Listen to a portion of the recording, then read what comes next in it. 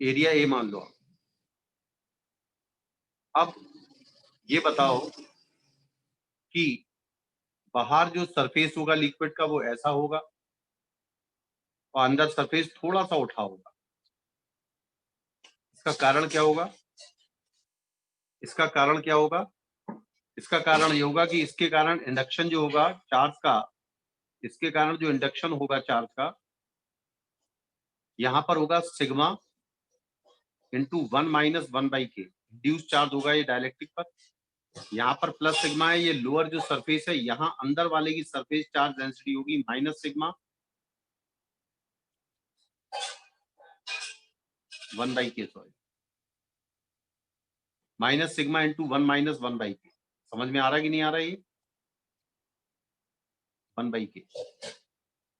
अच्छा, दूसरी बात, इस जगह जो इलेक्ट्रिक फील्ड होगी वो कहाँ की तरफ डायरेक्टेड होगी? नीचे की तरफ। ये इलेक्ट्रिक फील्ड किसके कारण होगी? ध्यान रखना, थोड़ा ध्यान देना। इस वाले सरफेस की चार्ज डेंसिटी और इस वाले सरफेस की चार्ज डेंसिटी इक्वल और अपोजिट है, तो इसके बाहर, इस लिक्विड के बाहर कोई भी इलेक्ट्रिक फील्ड इस लिक्विड के कारण नहीं होगी। केवल इलेक्ट्रिक फील्ड इस वाले एरिया के कारण, प्लेट के एरिया के कारण और इसके कारण होगी। वो कितनी होगी इलेक्ट्रिक फील्ड? इलेक्ट्रिक फील्ड कितनी होगी? Sigma upon epsilon naught. नहीं समझ में आया? Electric field due to this and due to this will directed towards this. और इस पे चार्ज कैसा है? इस पे चार्ज कैसा है? नेगेटिव। तो फोर्स कितना आएगा? इस पे फोर्स कितना आएगा? इलेक्ट्रिक फील्ड नीचे है और मेरी बात समझ में आ रही है कि नहीं आ रही? अरे आ रही है कि नहीं आ रही है? जल्दी बोलो आप। आ रही है? Yes, sir. अब मुझे ये बताओ कि जो इलेक्ट्रिक फील्ड आएगी वो नीचे की तरफ आएगी ना, और इस पर चार्ज, सॉरी कहाँ की तरफ आएगी? गलत, ऊपर की तरफ। मैं सुनो कैसे आ रहा है। नेगेटिव की field towards the negative charge और पॉजिटिव की फील्ड अवे। तो इस वाले चार्ज पर, इस पर टोटल चार्ज कितना होगा? इसकी सरफेस चार्ज डेंसिटी ये है, और अगर एरिया से मल्टीप्लाई कर दिया जाए तो इस लेयर पे चार्ज आ जाएगा। यानी फोर्स कहाँ की तरफ आएगा? ऊपर की तरफ। ये क्यू आ गया, ये इंड्यूस चार्ज है, तो इस क्यू इंड्यूस का मल्टीप्लाई कर दो तो ऊपर की तरफ फोर्स आ गया। कहाँ की तरफ फोर्स आया? ऊपर की तरफ। और ये फोर्स क्या करेगा? जो एक्स्ट्रा पोर्शन है लिक्विड का, इसका वेट, ये वेट दिख रहा है आपको, ये उठा देगा। यानी this force is balanced by the weight. और वेट कितना होगा इसका? मान लो इस पोर्शन का मास है m, तो area of cross section into height h मान लो इस छोटे से कॉलम की, into rho, rho is the density into gravity. यानी कभी कभी वो पूछते हैं कि अंदर लिक्विड की लेवल जो होगा वो बाहर के लेवल से कितना ऊपर होगा। तो आपको ये देखो ऐसे कैसे निकालते हैं कि सरफेस चार्ज डेंसिटी के कारण इंड्यूस चार्ज डेंसिटी निकाली, इंड्यूस चार्ज डेंसिटी का एरिया से मल्टीप्लाई किया, ये क्यू इंड्यूस्ड आ गया सरफेस पर। और इलेक्ट्रिक फील्ड इस लिक्विड के बाहर केवल इस माइनस सिग्मा और इस प्लस सिग्मा की होगी। और electric field is directed towards the negative charge, और E इज इक्वल टू पढ़ा है हमने सिग्मा अपॉन एप्सिलॉन नॉट। इस इलेक्ट्रिक फील्ड में इस क्यू का मल्टीप्लाई कर दिया तो फोर्स आ गया इस लेयर पे, और इस फोर्स, ये फोर्स क्या करेगा? उस लिक्विड लेयर को ऊपर उठा देगा। तो लिक्विड लेयर का जो वॉल्यूम ऊपर उठा है वो वॉल्यूम होगा A into H into density, ये वेट हो जाएगा, इंटू ग्रेविटी। तो ये मालूम चल जाएगा कि एच हाइट कितना राइज करेगा। आया समझ में? आया कि नहीं? शिवानी आया? आया कि नहीं आया? Yes, Shivani yes, sir. हाँ, शिवानी जरा माइक ऑन करके बताओ। स्मृति आ गया समझ में? चैट बॉक्स में लिख दो शिवानी तुम। और स्मृति तुम्हें आया समझ में? स्मृति आया? Yes, sir. अब आई तुम्हारे सामने। Yes, sir. स्मृति आवाज रिप्लाई करती रहो तुम भी। चलिए, अब जैसे क्वेश्चन ये है, थोड़ा अच्छा क्वेश्चन करा रहा हूं मैं, थोड़ा ध्यान दो। मैं आपसे बोलूं कि ये कैपेसिटर की प्लेट्स हैं, ठीक है, और इसमें हमने इस पोर्शन में K1 का डाइलेक्ट्रिक भरा और इस वाले पोर्शन में K2 का। यानी आपने भरने का तरीका देखा। इस पोर्शन में ये वाली स्लैब है K2 की और ये वाली स्लैब है K1 की। और ये Yes, प्लेट्स sir. हैं, ये प्लेट्स हैं। और मान लीजिए इस प्लेट की लेंथ है L और ब्रेथ है B, ठीक है। अब हमें बताना है इसकी इफेक्टिव कैपेसिटेंस क्या है। अब सीधी बात है, आप देख रहे हो कि ये पूरा सरफेस इक्विपोटेंशियल नहीं होगा। ध्यान से सुनना मेरी बात को, ये इक्विपोटेंशियल नहीं होगा क्योंकि K2 वाला अलग पोर्शन में है, K1 वाला अलग पोर्शन में, जैसे जैसे आप रीजन में चेंज हो रहे हैं, ठीक है। तो इस तरह के क्वेश्चन को करते समय हम ये मान लेते हैं एक छोटी सी थिन स्लैब है, बहुत छोटी सी, और इतनी पतली स्लैब है कि हम इसको भी रेक्टेंगल मानेंगे और इसको भी रेक्टेंगल मानेंगे, ये दोनों रेक्टेंगल है। मान लो ये x डिस्टेंस पे जाके dx की हमने स्लैब सोची, और ये y हाइट है,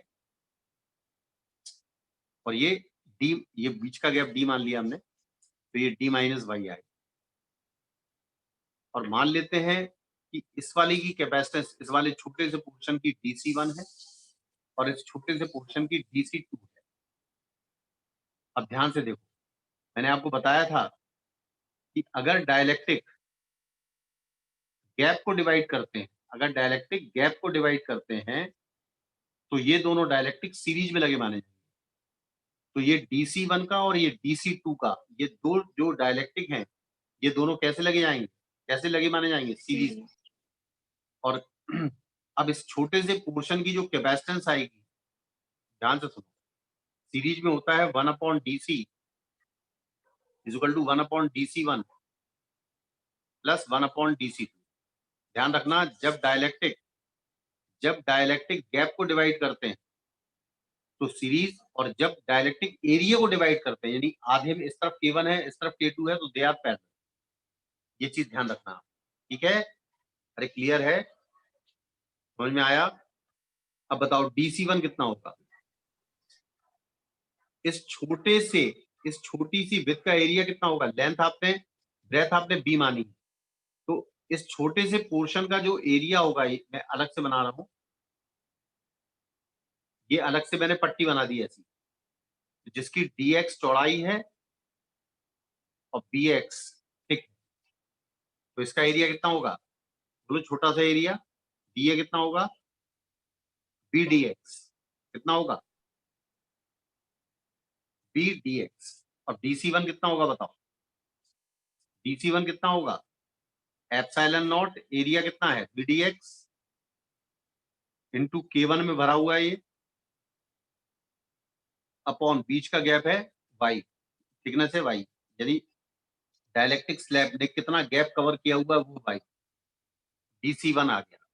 और dc2 कितना आएगा, एप्सिलॉन नॉट, bdx वही है क्योंकि पट्टी का एरिया तो वही है, और c1 की जगह आएगा c2, आएगा एप्सिलॉन नॉट ak k2, और बीच का गैप है d माइनस वाई। इसमें एक खास बात क्या देखने वाली है कि यहाँ पर x है और y है, तो हमें y को x के, y का वेरिएबल जो है, y भी वेरिएबल है और x भी वेरिएबल है, तो मुझे या तो y को x के फंक्शन में लाना पड़ेगा या x को y में। तो ज्यादा बढ़िया है आप x को y के टर्म्स में चेंज करें। यहाँ पर x बराबर 0 है और यहाँ पर x बराबर l, जो टोटल लेंथ है प्लेट की 0 से लेके l तक है। क्लियर है, क्लियर है। अब कैसे निकालेंगे देखो आप, ये अच्छा सवाल है।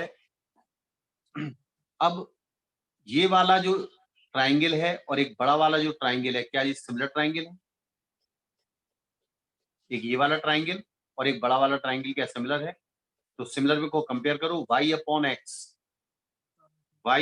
एक्स बराबर, ये पूरा d है और ये पूरा l है, तो dy l कर सकते हैं। क्या y को हम लिख सकते हैं xd/l। अब देखो आप, y जो है वो पूरी तरह x में चेंज हो गया है। y किस में चेंज हो गया है, x में। आ रहा है समझ में शिवानी, समृद्धि आ रहा है, Yes, sir. नव्या तुम्हें आ रहा है। Yes, sir. हाँ, अब कुछ नहीं बचा इस सवाल पे, बस थोड़ा सा इंटीग्रेशन का पार्ट है जो हम करेंगे। dc1 की वैल्यू, y की वैल्यू कितनी आई थी बोलो, y की वैल्यू कितनी आई थी, dc कितना आएगा, 1/dc कितना आएगा, y की वैल्यू कितनी आई थी, y की वैल्यू कितनी आई थी भाई, y इक्वल टू आया था x d बाई एल, कितना आया था, x d बाई एल आया था ना, अरे भाई x d बाई एल आया था, तो एक्स डी ऊपर पहुंच जाएगा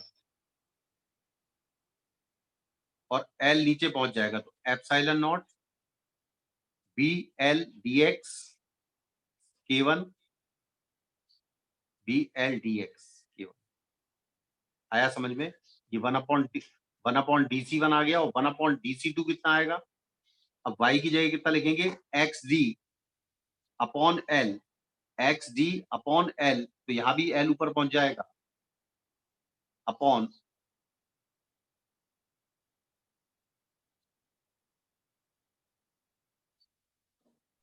y की जगह कितना लिखा, y की जगह कितना लिखा, एक्स डी बाई एल, ठीक है ना, तो एक्स डी बाई एल लिखा, तो यहां पर बचेगा एल डी 1/एप्सिलॉन नॉट बी, और यहां पे लिखा हमने कितना, डी की जगह कितना लिखा, y की जगह लिख लो, y की जगह लिखने के बाद इसको रेसिप्रोकल कर दो और इंटीग्रेट करना पड़ेगा 0 से लेके एल तक, इंटीग्रेट करना पड़ेगा 0 से लेके एल तक, कर सकते हो कि नहीं कर सकते बताओ मुझे, पूरा हिंट दे दिया मैंने, ये कर सकते हो आप, अरे Yes, कर sir. लोगे, कर लोगे ना शिवानी, इसका थोड़ा हो सकता नीट में इतना नहीं आए, लेकिन तुम्हें तब भी ये तरीका होना चाहिए, जरा सा पोर्शन अगर आ जाए तो आपको ये मानना पड़ेगा K1 and K2 first we assume they are very elementary steps, और उनके बाद छोटी छोटी कैपेसिटेंस निकाल के उसको हम सीरीज में मानेंगे, उसका रेसिप्रोकल करेंगे और सॉल्व करेंगे, ठीक है ना। अब Yes, sir. सब लोग अपनी चैट बॉक्स में अपने कंसेप्ट बता दो जो नहीं आते, सब लोग बताएं, पहले तुमसे पूछ रहा हूँ नव्या, कोई ऐसा प्रॉब्लम है इलेक्ट्रोस्टैटिक में कंसेप्चुअल जो नहीं आता है, किस कंसेप्ट पे तुम्हें दिक्कत आती है,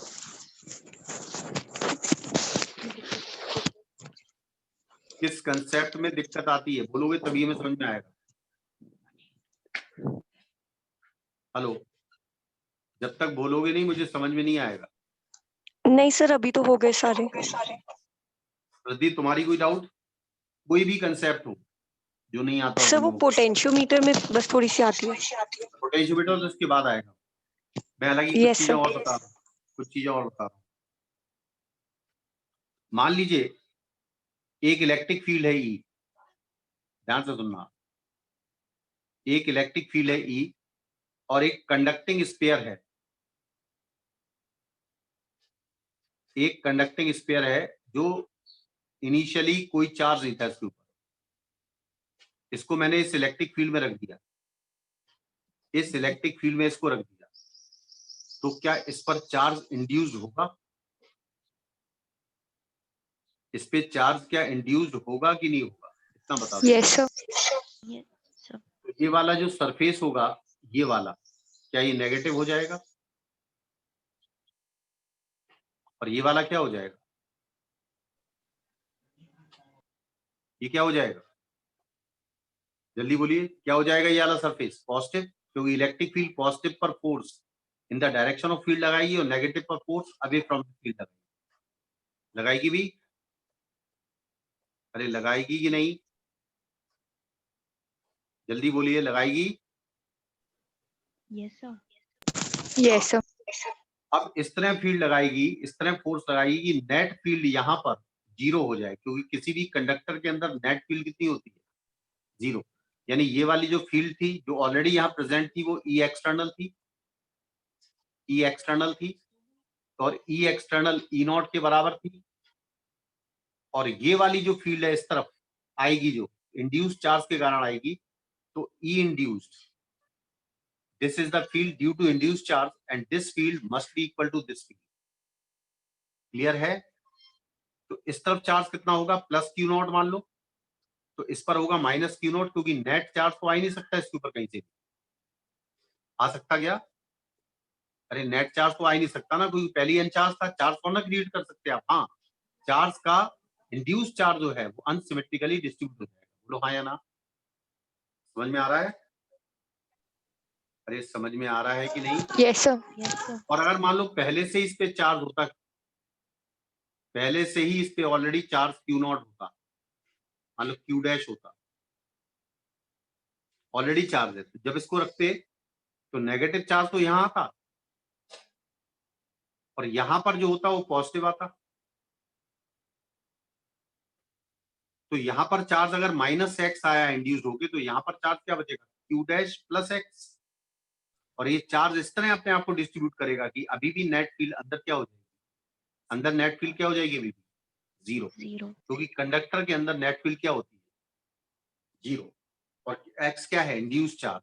एक्स क्या है भाई, एक्स क्या है, इंड्यूस चार्ज। समझ में आया कि नहीं आया? आया? तो ऐसे क्वेश्चन वो फ्रीक्वेंटली पूछते हैं। और ध्यान रखो, हर पॉइंट पर इस कंडक्टर के अंदर हर पॉइंट पर जो इलेक्ट्रिक फील्ड आएगी इंड्यूस चार्ज के कारण, वो इसी डायरेक्शन में आएगी। क्यों? क्योंकि एक्सटर्नल फील्ड कितनी है, ई नॉट, इसका डायरेक्शन हर जगह ये है, तो इंड्यूस फील्ड की वैल्यू भी इस डायरेक्शन में आएगी हमेशा। और हर पॉइंट क्या होगा इसमें, नेट फील्ड जीरो है, हर पॉइंट का इक्वी पोटेंशियल होगा। हर पॉइंट कितना होगा, अरे हर पॉइंट कितना होगा, जल्दी बोलो, हर पॉइंट क्या होगा, जल्दी बोलो भाई, हर पॉइंट क्या होगा, इक्यू पोटेंशियल। क्या होगा भाई, अरे इक्यू पोटेंशियल है, तभी तो नेट फील्ड जीरो है इसके अंदर। पोटेंशियल। किसी कंडक्टर के अंदर नेट फील्ड क्यों जीरो होती है, क्योंकि हर पॉइंट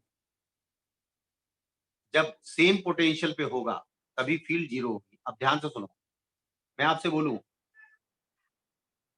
कि ये एक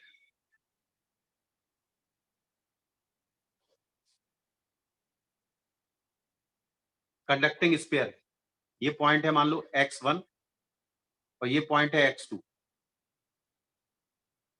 और फील्ड है आपकी ई नॉट, और बीच का गैप है 2r। ध्यान से सुनना, अभी हमने मान लिया कि x1 और x2 के बीच में कुछ भी नहीं रखा हुआ है, तो what is the potential difference between x1 and x2? तो x1 का पोटेंशियल ज्यादा होगा या x2 का? सीधी बात है, इलेक्ट्रिक फील्ड हमेशा डायरेक्टेड होती है higher potential to lower potential. इसका मतलब है कि Vx1 बड़ा होगा Vx2 से, पहली चीज तो ये, Vx1 बड़ा होगा Vx2 से। अब ये Vx1 minus Vx2 potential difference upon बीच का गैप है 2r, potential difference upon gap, ये पोटेंशियल ग्रेडियंट है, ये किसके बराबर होगी, ई नॉट के। क्या होगी ये, क्या होगी ये, ई नॉट के बराबर। तो आप पोटेंशियल डिफरेंस निकाल सकते हैं अगर यहाँ पर कोई भी आपने क्या नहीं रखा, कोई भी कंडक्टिंग शेल नहीं रखा, कुछ भी रखा, बस दो पॉइंट दिए आपको x1 और x2, किसी यूनिफॉर्म फील्ड में आपको निकालना है what is the potential difference. आपको याद होना चाहिए कि पोटेंशियल डिफरेंस हमेशा, पोटेंशियल जो है हमेशा directed from higher, electric field हमेशा directed from higher potential to lower potential, तो x1 का पोटेंशियल x2 से ज्यादा होगा। और चूंकि ये फील्ड यूनिफॉर्म है इसलिए potential difference upon gap direct electric field. अगर ये पोटेंशियल, अगर ये इलेक्ट्रिक फील्ड यूनिफॉर्म नहीं होती तो आप ई नॉट लिखते, ई नॉट बराबर minus dV upon d x. क्या लिखते आप, minus dV upon d x. बोलो हाँ या ना, जल्दी बोलो, समझ में आया? Yes sir. तो इतना याद रखो आप। तो इस तरह के सवाल आते हैं। फिर वो ये कहे, मान लो एक क्यू चार्ज है जिसका मास है m, मैंने x1 से रिलीज किया, x1 से रिलीज किया, तो what is the kinetic energy of this Q when it passes through x2? जब ये x2 से पास करेगा तो उस समय काइनेटिक एनर्जी क्या होगी? सीधी बात है, आपने क्या निकाल लिया, पोटेंशियल डिफरेंस निकाल लिया। बिल्कुल सिंपल बता रहा हूं मैं, पोटेंशियल डिफरेंस निकाल लिया, Vx1 माइनस Vx2 निकाल लिया। ये किसके बराबर है, ई नॉट इंटू 2r के, यानी 2 ई नॉट r के बराबर है। और इस पोटेंशियल डिफरेंस पे Q का मल्टीप्लाई कर दो जिसको रिलीज किया आपने, तो ये काइनेटिक एनर्जी में चेंज आ जाएगा, यानी फाइनल काइनेटिक एनर्जी आ जाएगी। क्योंकि इनिशियल काइनेटिक एनर्जी जीरो थी, आपने रिलीज किया, और इस काइनेटिक एनर्जी फाइनल को आप हाफ m v स्क्वायर कर सकते हैं। आपको ये मालूम चल जाएगा कि जब ये x2 को क्रॉस करेगा इसकी स्पीड क्या होगी। क्लियर हुआ, समझ में आया? तो जब भी किसी चार्ज को किसी एक पोटेंशियल से दूसरे पोटेंशियल पे जाए तो जो पोटेंशियल डिफरेंस होगा उस पोटेंशियल डिफरेंस का उस चार्ज से मल्टीप्लाई कर दो। ये गेन इन काइनेटिक एनर्जी है और गेन इन काइनेटिक एनर्जी यानी इनिशियल जीरो है तो यही फाइनल है बराबर हाफ mv²। क्लियर हुआ? समझ में आया? अरे आ गया कि नहीं? Yes sir. अब एक बात ध्यान रखो, अगर मैं कहूं आपसे कि एक मास है m, इसको वेलोसिटी v0 दी,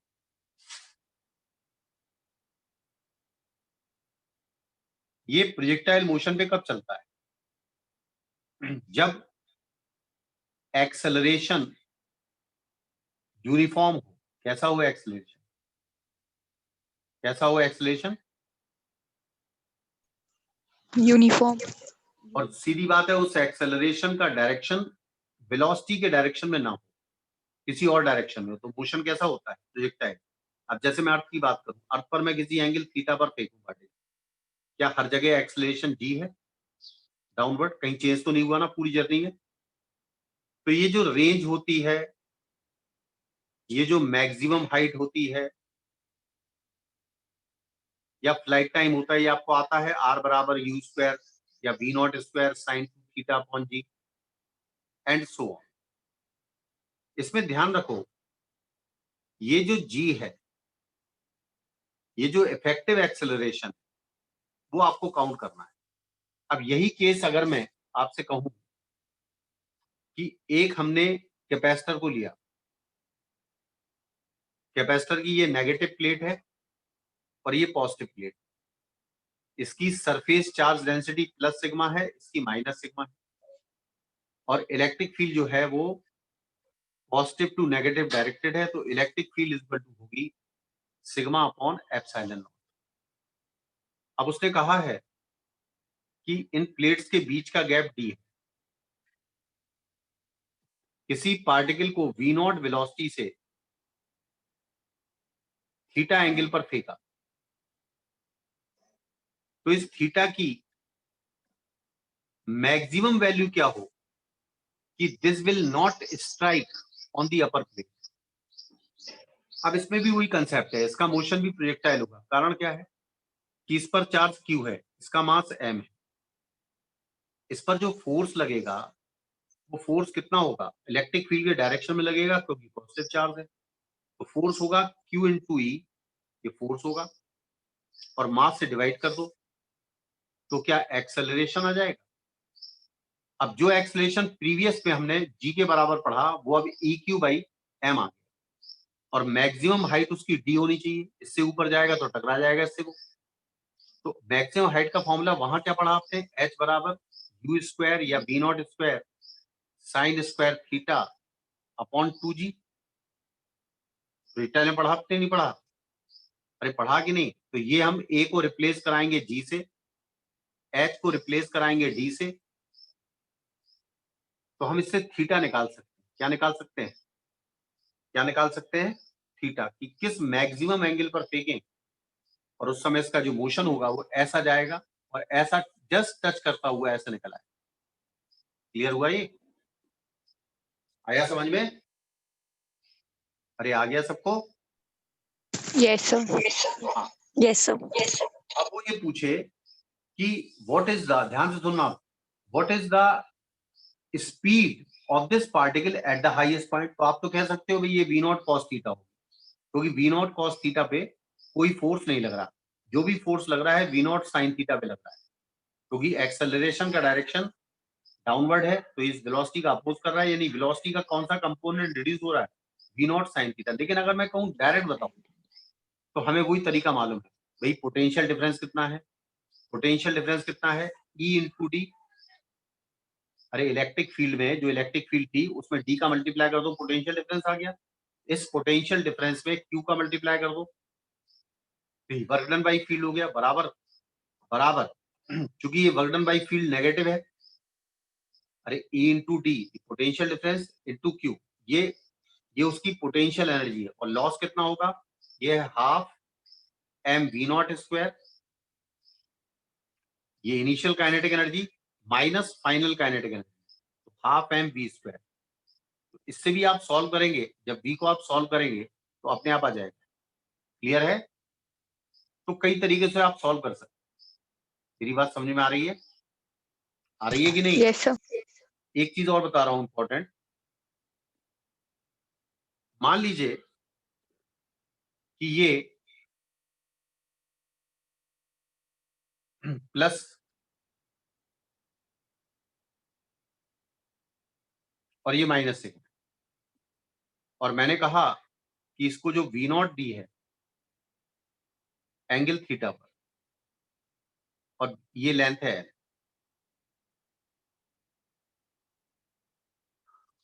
थोड़ा ध्यान दें। जब ये यहां से मान लो t समय बाद वो पूछे कि what is the angle made by this particle with horizon, अभी कितना बना रहा है? अभी कितना बना रहा है? थीटा। और जैसे जैसे ही ऊपर जाएगा इसकी वेलोसिटी का वर्टिकल कंपोनेंट कम होता जाएगा। तो मान लो जब ये यहां पहुंचा तो इसकी वेलोसिटी v हो गई, और ये एंगल कितना बना रहा है? अल्फा। अब ये अल्फा निकालना है आपको, अल्फा कितना है, या इसको हम कहते हैं, वो पूछ सकता है डेविएशन कितना हुआ। तो डेविएशन में पहले इनिशियल एंगल थीटा था इसका, और अब ये एंगल अल्फा है, तो यानी डेविएशन कितना हुआ? Theta minus alpha. ये डेविएशन हुआ। एंगुलर डेविएशन कितना हुआ इसका? एंगुलर डेविएशन कितना हुआ? Theta minus alpha. अब अल्फा कैसे निकलेगा? मुझे इतना मालूम है कि भी हॉरिजॉन्टल कंपोनेंट तो चेंज नहीं हुआ, ये तो v नॉट कॉस थीटा ही रहेगा, और v नॉट कॉस थीटा क्या v कॉस अल्फा के बराबर होगा? जबकि ये v नॉट साइन अल्फा जो है, v नॉट साइन अल्फा, ये कैसे निकलेगा? v naught sine alpha is equal to v naught sine theta minus at. Minus at का मतलब, क्योंकि एक्सेलरेशन इस v नॉट का अपोज कर रहा है, माइनस ए का मतलब कितना था? QE, और E कितना था? सिग्मा अपॉन एप्सिलॉन नॉट और m इंटू टी। क्या इससे v नॉट साइन अल्फा आ गया? क्या v नॉट कॉस अल्फा आपको मालूम है? सॉरी, v साइन अल्फा आ गया। v साइन अल्फा मालूम है, v कॉस अल्फा मालूम है। क्या हम टेन अल्फा निकाल सकते हैं? Tan alpha this upon this कर दो, यानी v sine alpha upon v cos alpha कर दो, तो इससे अल्फा आ जाएगा। और अगर वो डेविएशन कह रहा है तो थीटा माइनस अल्फा आ जाएगा। बोलो हाँ या ना? यानी टेन अल्फा को क्या लिखेंगे आप? v sine alpha upon v cos alpha. अब v कॉस अल्फा तो चेंज ही नहीं हो रहा पूरी जर्नी, वो तो v नॉट कॉस थीटा ही है, हमेशा v नॉट कॉस थीटा ही है। तो यहाँ पर आप v नॉट कॉस थीटा लिखेंगे, और v साइन अल्फा की वैल्यू ये है, ये रख देंगे, तो आपको मालूम चल जाएगा अल्फा कितना है। तो अल्फा बराबर आएगा टेन इनवर्स दिस, तो ये एंगल कितना आएगा? Theta minus tan inverse of this. तो हमें मालूम चल जाएगा एंगुलर डेविएशन क्या है। समझ में आया? अरे समझ में आया? Yes, sir. हाँ, एक बात ध्यान रखना, 28 को 28 तारीख को इलेक्ट्रोस्टैट्स का टेस्ट होगा, 30 क्वेश्चन का, वो आपको करना है पूरा, है ना? इसमें कोई भी डिले नहीं करना है ना? 28 को, क्योंकि अभी आज 24 है, 3 दिन में आपको जितनी प्रॉब्लम पूछनी है पूछ ली। अब आ जाओ, देखो मैं तो पूरे बताते जाऊंगा, मुझे कोई दिक्कत नहीं है। अब है गॉस लॉ। गॉस लॉ में थोड़ा याद करते हैं हम, थोड़ा रिवाइज करते हैं गॉस लॉ। गॉस लॉ है total electric flux. Total electric flux passes through a given surface, closed surface. Total flux phi, ये होता है total charge enclosed, total charge enclosed divided by epsilon naught, ये होता है flux. मान लो मैं कहूं आपसे कि इसके अंदर 2 कूलम का चार्ज है, एक -3 कूलम का चार्ज है, तो टोटल चार्ज एनक्लोज होगा -1 कूलम। कितना होगा? -1 कूलम। और इसमें फाई जो आएगा वो नेगेटिव आएगा। नेगेटिव आने का मतलब जो लाइंस इसके अंदर एंट्री कर रही हैं माइनस के कारण, और जो लाइंस प्लस के कारण बाहर निकल रही हैं। तो जितनी लाइंस अंदर एंट्री कर रही हैं, they are greater than the lines which are coming out.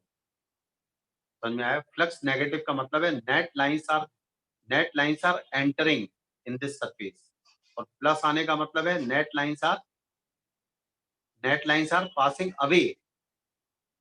और अगर मैं कहूं कि बाहर एक चार्ज 1 कूलम का रखा है, तो इसकी जो लाइंस होंगी जितनी एंट्री करेंगी उतनी ही बाहर निकल जाएंगी। यहां से एंट्री कर रही है और यहां से बाहर निकल रही है, तो इसका मतलब जितना इसका एंटरिंग फ्लक्स नेगेटिव है उतना ही फ्लक्स पॉजिटिव है, यानी बाहर वाले चार्ज का कोई भी फ्लक्स इस सरफेस से लिंक नहीं होगा। यानी केवल फ्लक्स उन चार्जेस का होगा जो सरफेस के अंदर ट्रैप है। जो चार्ज बाहर है उनका कोई फ्लक्स नहीं होगा। लेकिन हाँ, इस पॉइंट पर जो इलेक्ट्रिक फील्ड है इसकी वो प्रेजेंट होगी, इसकी भी प्रेजेंट होगी, इसकी भी प्रेजेंट होगी। यानी ये कहलाता है गॉसियन सरफेस। तो गॉसियन सरफेस पे electric field due to all the charge, यानी जो चार्ज सरफेस के अंदर है उनके कारण भी और जो चार्ज सरफेस के कारण है उनके कारण भी। लेकिन फ्लक्स जो होता है केवल उन चार्जेस का होता है जो सरफेस के अंदर ट्रैप होते हैं। नहीं समझ में आया? आया कि नहीं आया? Yes, sir. आया सबको? आया? तो Yes, sir. field due to all the charges whatever they outside or inside, but flux only those due to which are inside the। और अगर नेट चार्ज एनक्लोज नेगेटिव है तो एंटरिंग फ्लक्स ज्यादा होगा, गोइंग आउट फ्लक्स कम होगा। और अगर दोनों बराबर हैं तो ना तो फ्लक्स एंट्री करेगा ना फ्लक्स बाहर निकलेगा। क्लियर हुआ? क्लियर हुआ? अगर मैं कहूं आपसे इस सरफेस के अंदर कोई इलेक्ट्रिक डाइपोल रख दिया, सरफेस के अंदर इलेक्ट्रिक डाइपोल रख दिया, तो नेट फ्लक्स कितना होगा? 0, क्योंकि जितना प्लस क्यू है उतना ही माइनस क्यू है। तो नेट चार्ज तो ट्रैप नहीं हुआ ना? नेट चार्ज क्या हुआ? ट्रैप नहीं हुआ ना? Yes. हेलो, हाँ सर। नेट चार्ज तो ट्रैप नहीं हुआ, इसका मतलब नेट फ्लक्स तो 0 है। लेकिन डाइपोल की फील्ड तो हर पॉइंट पे होगी ना? डाइपोल की फील्ड तो हर पॉइंट पे होगी ना, कि नहीं होगी? Yes, sir. अरे होगी कि नहीं होगी? तो अगर क्वेश्चन आता है कि net flux passing through a close surface is 0, the electric field at every point on the surface is 0, तो आंसर गलत है या सही है? आंसर गलत है या सही है? गलत है ना आंसर? अरे आपने डाइपोल को रखा तो डाइपोल का फ्लक्स कितना होता है? डाइपोल का फ्लक्स सरफेस से कितना होगा? 0 होगा ना, क्योंकि नेट चार्ज 0 होता है डाइपोल का। Net Yes, charge sir. Dipole का क्या होता है? 0। लेकिन इलेक्ट्रिक फील्ड तो 0 नहीं होती ना। No, sir. अरे इलेक्ट्रिक फील्ड तो 0 नहीं नहीं होती सर। ना। तो फ्लक्स तो 0 होगा टोटल, लेकिन इलेक्ट्रिक फील्ड किसी भी पॉइंट पर 0 नहीं होगी। क्लियर है? क्लियर है? अरे Yes. लेकिन हाँ, कुछ फील्ड अंदर एंट्री कर रही होंगी, कुछ फील्ड बाहर निकल रही होंगी। क्लियर है? समझ में आया? अरे आया कि नहीं आया? Yes, sir. बस तो थोड़ा इस तरह के लॉजिकल क्वेश्चन आते हैं, थोड़ा याद रखना आप लोग। ठीक है? आज हो सकता मैं एक शीट दे दूं आपको रिवीजन के लिए। ठीक है? एक रिवीजन की शीट दे दूंगा मैं, नीट में आई हुई। पूरी इसको Yes, डिस्कस sir. कर लेंगे, पूरी डिस्कस कर लेंगे। तो उसमें अपने तुम्हारे डाउट्स जो आएंगे वो भी निकल आएंगे। ऐसे तो मैं जितने करते रहूं कोई फर्क नहीं पड़ेगा। अब फॉर एग्जाम्पल मैंने कहा एक रिंग है, एक रिंग है, इस रिंग के सेंटर पे एक चार्ज क्यू रख दिया और यहां से 3 पाथ बना दिए, 3 पाथ हैं। अब ये पॉइंट ये मान लो ए पॉइंट है, ये बी पॉइंट है, ये सी पॉइंट है, ये डी पॉइंट है एंड क्यू ये जो है ये सेंटर से पास होता है और रेडियस आर है। अब तुम ये बताओ, क्या ए बी सी डी जितने भी पॉइंट्स हैं क्या क्यू से सेम डिस्टेंस पर है? क्योंकि क्यू को सेंटर पे रखा आपने। अरे है कि नहीं? Yes, sir. है कि नहीं? अरे जल्दी बताओ। Yes, sir. ठीक, इसका मतलब है कि Q के कारण इस पॉइंट का पोटेंशियल, Q के कारण इस पॉइंट का पोटेंशियल, Q के कारण इस पॉइंट का पोटेंशियल, Q के कारण इस पॉइंट का पोटेंशियल बराबर होगा। होगा कि नहीं? अरे होगा कि नहीं होगा? जल्दी बोलो, होगा कि नहीं? Yes, sir. हाँ। अब अगर मैंने किसी चार्ज को, भी चार्ज है और यहां पर ग्रेविटी नहीं मानी, मैंने ग्रेविटी लेस है, ग्रेविटी 0 है, यानी आपने हॉरिजॉन्टल सरफेस पे रखा हुआ है। कैसे रखा है? इस रिंग को जमीन पे ऐसे रखा हुआ है। यहां पर मैंने एक चार्ज को वेलोसिटी v दी, इस चार्ज को वेलोसिटी v दी, इस चार्ज को वेलोसिटी v दी रिंग को। तो ये बताओ कौन जल्दी पहुंचेगा, ये जल्दी पहुंचेगा, ये जल्दी पहुंचेगा या ये जल्दी पहुंचेगा? कौन जल्दी पहुंचेगा?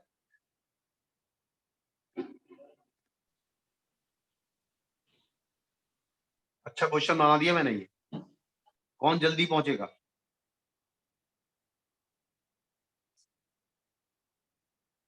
जल्दी बोलो। यहां पर पहुंच के, यहां पर पहुंच के, यहां पर पहुंच के क्या सारे चार्ज पार्टिकल की स्पीड बराबर होगी? सारे चार्ज पार्टिकल की स्पीड बराबर होगी कि नहीं? बिल्कुल होगी, क्योंकि इन सारे पॉइंट्स के पोटेंशियल क्या है? Potential same. सेम है। पोटेंशियल का डिफरेंस है ही नहीं किसी पॉइंट पर, तो इसका मतलब है Yes, sir. काइनेटिक एनर्जी में चेंज होने का मतलब ही नहीं है। यानी यहाँ पर V है तो यहाँ पर भी V है, यहाँ पर V है, तो हर जगह स्पीड जो चार्ज पार्टिकल की होगी V होगी, लेकिन हर जगह V नहीं होगी। अब ध्यान से सुनो, ध्यान से सुनना। अब मैंने कोई दूसरे पॉइंट ले लिए, ये वाला पॉइंट, ये वाला पॉइंट, क्या इन पॉइंट के पोटेंशियल ज्यादा होंगे या कम होंगे? जल्दी बताओ, इन पॉइंट के पोटेंशियल इन ABCD वाले पॉइंट से ज्यादा होंगे या कम होंगे या उतने ही होंगे? ये पॉइंट्स पास में एनएस चार्ज